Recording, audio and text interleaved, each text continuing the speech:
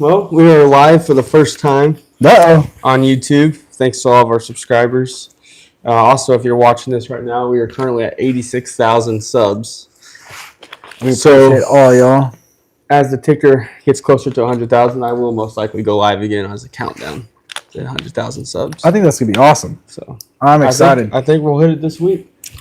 I think I told you a little bit about it. I talked to people about the podcast, and they just kind of shrugged me off and don't really think much about it. And I'm like, man, I really think we're making a difference. People are tuning in, they're subscribing, and then I tell them, they're like, oh crap. Yeah. So I don't know. This has been a wild journey, man. Honestly. No, I agree. It's been awesome though. It's been fun. I come home and I just literally can't stop working on it. Yeah. What did you think of the Super Bowl? It's probably one of the best Super Bowls we've had in a while. Actually, the last two have been really good. Yeah, they both. But I bet against Patty Mahomes, so I lost. Yeah, I didn't think the Chiefs would pull that off, but we'll see. Yeah. But no, today we're going to talk about 5 communication tips for marriage or relationships, and I have like 5 key points I just wanted to hit on. It'll be kind of just like short and sweet today. Okay. And if you have anything you want to add to it, we'll just roll with it. So, let's go. So first thing I have for communication tips for your marriage is practice active listening. I put here, I said, it means not just hearing the words, but also understanding the emotions and intentions behind them. You want to show them that you're listening by nodding, maintaining eye contact, and repeating back what you've heard to confirm your understanding. And based off like my outcomes in my marriage, that was probably one of the hardest ones to actually learn and practice, because us as men, we're thinking about 100 things at once. Yeah. And typically, I would say the wives usually don't set us up for great success when it comes to active listening either. They don't really get our attention. They just expect us to. Well, I think, with me, it's really hard for me to do active listening, because a lot of times with, us men at work, we're constantly having to listen. Yeah. And you're coming home to kids, Jets wanting to play with you, Oakley's being Miss Oakley and just doodling around, and then and then you have Kensington as well. And the active listening for me is probably one of the hardest things that I have to do, and ways that I try to get better at it. I really talk with Kaylee, and I try to make sure that what she's wanting me to hear, I hear. And there's certain key points that in every conversation, serious conversation about finances or anything like that, decisions that we're going to be making on down the line, especially with this wedding that I'm planning, this active listening, it has to be one of the toughest things, because I'm having to come home from work and then plan a wedding. It's like a whole nother job. Yeah. And active listening is something that everyone can get better at, no matter how well you think you are. Yeah. At active listening, you can constantly get better at it. Yeah, and one thing I've learned that's helped me is I actually repeat back what Cam has said. So if she asks me a question, I'll ask her the question back. Okay. And so give me an example. For example, if she asks what are our plans for this weekend, I'll be like, I don't know, what do you think our plans are going to be? I'll ask it back so it gives me time to digest it and maybe think about it. But obviously it'd be a more serious question, but that's kind of an example off the top of my head. Okay. What ways did you catch yourself having to make sure that you're active listening this week? This past week. I had to make sure that I understood what our plans were for, was it Saturday? I think it was Saturday. We had a lot of stuff going on Saturday. Yeah, I was at a retreat, and I had to make sure that I listened to everything she needed for me to do before I went to the men's retreat. So I was gone Friday and Saturday. Yeah. And so I had to make sure that I listened to everything she needed me to do. She's got their phones on over there. Kids. Okay. You said you went to that retreat. What was your biggest take on that retreat? Oh man, that retreat was amazing. So, talk about 12 men. basically in prayer all weekend and praise and worship and having business meetings all at the same time. It was legit. And, I highly recommend doing it again. And I probably honestly will have one myself, host one. Yeah. It was awesome. It was probably one of the best environments I've been in a long time. It's all about the iron sharpens iron, right? Iron sharpens iron. Yeah, you can buy our hoodie at our website at callthrivecoaching.com. But yeah, the retreat was amazing, man. I couldn't have asked for a better time. Lots of clarity, and the Lord spoke to me a lot. So. Was there anything that y'all talked about? About doing active listening to your wife, your kids, anything that y'all talked about right there? No, but we talked about active listening to the Holy Spirit and how sometimes we think we can't hear Him because we don't want to hear Him. What are some tips that you can give me to help me get better at doing active listening with my significant other, with the Holy Spirit, with my family? Just be present whenever they do speak up, or whenever the Holy Spirit is in the just be present. So that's like a broad word, I guess. Be in the moment. Okay. Yeah, just whenever she wants your attention, give it to her. That's good. Yeah. Next one I wanted to talk about was showing empathy and understanding. And this is probably the hardest one for me, and how. Yeah. As men, we want to just fix it. I wouldn't even say so much with me. It's I even want to fix it. Me and Kaylee's relationship, she's very timid in certain aspects of our relationship, the way she wants to communicate. And I'm a little bit more of an aggressor. Yeah. Not so much yelling or anything like that. I don't like yelling. I don't like getting yelled at. I don't like yelling. But with her, I guess I overspeak when she's trying to talk. And you've caught me. Yeah, I even witnessed that last night. Yeah, exactly. Yeah, you witness that all the time. And that's something that I'm still working on it. It's not something that I haven't done, that I have mastered. Because you're right. To me, that's one of the hardest ones. Yeah. Is being able to get it. Because our women in our lives, the women that we love, they're so precious. They're awesome. They're the best things that can happen to mankind. And when they're trying to express their feelings, it's something that we don't understand. Mm-hmm.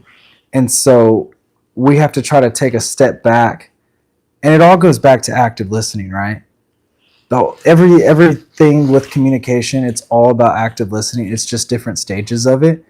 And when we're going through this emotional part of it, I need to make sure, and this is something that I catch myself doing all the time, is just taking a step back and not necessarily making sure to be in the moment and take a step back to try to see it from her perspective. Yeah, no, I completely agree with that. And just whenever we do show empathy and understanding, it actually grows your connection even more, because it allows them to see that you care about their feelings, and that they're allowed to be who they are and open up to you without being closed off. Because the day she doesn't want to open up to you or share her feelings is probably the day where she realizes that you just don't care. Yeah. So I've learned that just because Cam is saying something doesn't mean it's what she really feels. She just needs to get it out. And so I've learned just to let her kind of vomit, and next thing you know, she's fine. She just needs somebody to talk to about it. And half the time, it's not even about me. It's just other people. Yeah. So, mine's about me. Yeah.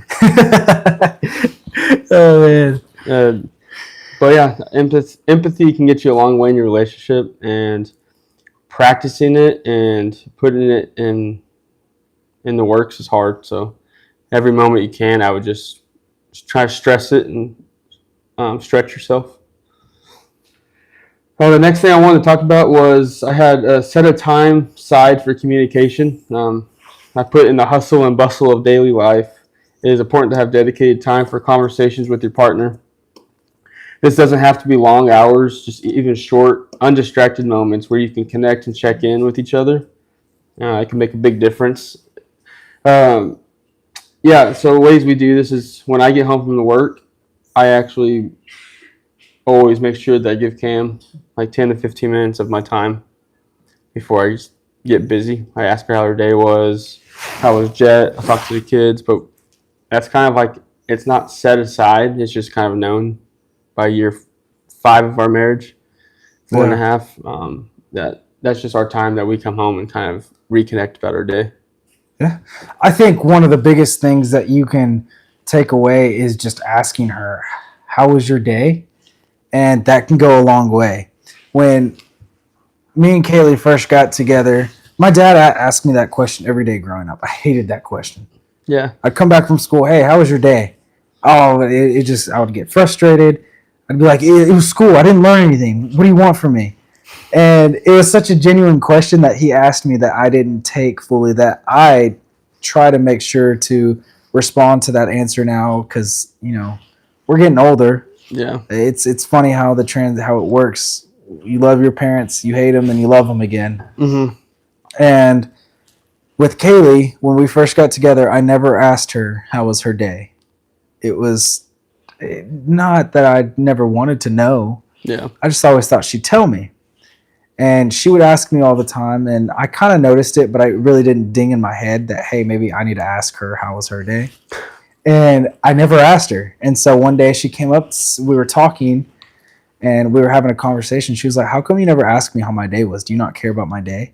And I was like, "No, I'm sorry. I really didn't even, I've just never thought to ask. That's never something that got brought up." Yeah. So giving that set time to always see, hey, how was your day? Seeing what their day was like, what their favorite part was. 3 questions asked: how was your day? What was your favorite part? What was your worst part of your day? I'm hoping always the best part is when she got to see me, but it's not always the answer. Yeah. But those conversations are very crucial, and that's when you figure out how to communicate back and forth with understanding each other with how she's acting when y'all come home. She's having a bad day. You may need to give 80% that day where she can only give 20. And that's something that's real. And some days she's having a better day. You're not having a good day. Maybe you can only give 30% to the kids that day, and Cambry has to make up the 70. Yeah. So No, I agree with that. And the faster we realize how to do that in our marriage and take time and not be so fast paced and allow ourselves to have that intimate time and conversations with our spouse or significant other, I think the faster y'all grow in peace together too. Because, I mean, communication is key in all relationships. yeah, So obviously the most important relationship in your life besides your relationship with the father is your wife. And if you're not constantly having those intimate conversations and learning more about each other every day, because you're never going to stop learning about her. So she's going to be a different person than when she was when you first met. Kaylee's completely different from when we first met. Yep. And I know I am. Yeah. So that kind of leads into my next one, is how to manage conflict. The number one tip I could say for that is don't be on the defense mode every time an argument strikes, and don't be on offense either. You kind of just want to be off the playing field. But as soon as a conflict happens, it's a lot healthier just to step back and kind of approach it like, why are you thinking this? Where is this coming from? And it kind of helps when you ask the right questions instead of just making comments. Just kind of asking why they feel that way, what is causing this, what's making us argue right now? Like, is it even between us, or is it because we had a bad day? Yeah. And it's okay to step back and ask those questions during the conversation before it just immediately escalates to like the bigger issue. But yeah, no, there's that amazing saying, it's not you versus her, it's you and her versus the issue versus the problem. Yeah. And that hits, the first time I ever heard that hit so hard to me, because I always viewed it as, why does she think this way? Why is she going against me? Why am I going against her? It was a constant battle with, keeping a score. Yeah. And, I won this one. She won that one. Okay, I got to get in on this one. Make sure I don't lose this battle. And it became a competition with us to where we're both hard-headed Mm-hmm. in certain ways of our lives, and it was causing so much conflict, and we've constantly realized, and we have to go back to it all the time. Our relationship's not perfect. We have to go back to it all the time saying, hey, what's going on? Why do you feel this way? Yeah. And I think one of the biggest things is not keeping the score with the arguments, not keeping the score with the finances, not keeping score with, who started the all the stuff in the bedroom first, not keeping score, just making sure that you keep the score for the little stuff like playing pickleball or playing Connect Four, checkers, something like that. Yeah. And a lot of conflict, if you keep score within within the conflict, you're going to end up having big issues with it. Yeah, and then where I struggled at when we first got married is I was 23, still young, trying to figure out everything. But where I struggled the most is I wouldn't get offended, but I would just be really sarcastic. And I'd be, yeah, you're right. I'm just this and that. And yeah, that's all I ever do is act like this. Yeah. And it would just stir the pot because I never really yelled or anything. I did put a hole in our wall once when Jet was a baby. But it wasn't even between me and Cam. It just happened to be at 3 a.m. in the morning, and we were both yelling at each other for no reason because Jet went to sleep. And so there's a hole. I fixed it. It's behind our mirror in our room, though. I moved the mirror. You moved the mirror? That's how you fixed it? But was not one of my proudest moments. But I think being vulnerable and open about that kind of stuff is what men need. Like, you're not perfect. Yeah, I put a hole in my wall. And that's one of those things, like I was just telling you, like it wasn't even between us. Yeah. But whenever you lack sleep and there's a baby and all of that and your emotions, they're all over the place for like the first 4 months of that childhood. What would you say, we kind of honed in on 5 different points. Which point would you say was the biggest that you two needed to focus on when having that newborn? Oh, man. Set aside time for communication, because that's when life speeds up quick. And next thing you know, it'll be 6 days go by, and Cambria's been mad at me for 5 of them. And I didn't even know because I didn't set aside the time to ask her, hey, how are you doing? Is there anything I can do for you? Where can I be? Where am I messing the ball somewhere? So that's something I did way better with Oakley than I did with Jet. With Jet, I just assumed she was good. Yeah. So, no, I would say that was the most key thing, was just making sure that I checked in. Okay. And then when you were planning a wedding, what part would you say you used the most when y'all were planning the wedding? Planning a wedding. Let's see. Now you got me pulling up my notes again. Probably active listening, because I had to make sure that I guess all of her wants and desires for that day needed to be met. And so I needed to make sure, because there was a lot of instructions on your wedding day. There's a lot of what? Instructions. Like, you don't tell that's like the one day in y'all's whole marriage, or at least she's the boss the whole time. So. Yeah, no, I'm surprised where's Kaylee's gonna let me go golfing. Yeah, we'll see if that actually happens. It's gonna happen. On the day of. No chance. We communicated, we talked with each other, we heard each other. What time's y'all's wedding? 5:30. Yeah, there's no way. Yeah, golf, tea time, 7 a.m. Be good. Whatever you say. But no, there wasn't 5 tips, but it was just tips. There's 4. 4 points. 4 points. But I would say those 4 points, if you just actively work on those, it'll slowly start growing your relationship. I want to give you a challenge and then give y'all a challenge too. Go ahead and say those 4 points again. And then always, as men, it's great to have someone that keeps you accountable with everything you do in life, whether it be in business, with relationship with your significant other, with your children. I want y'all to go ahead and just pick one point that you really want to focus on these next 2 weeks, And I'm going to keep Justin accountable. I'm with him all the time. So I'll make sure to keep him accountable. I'm going to make sure that I'm going to pick one. And so he can keep me accountable.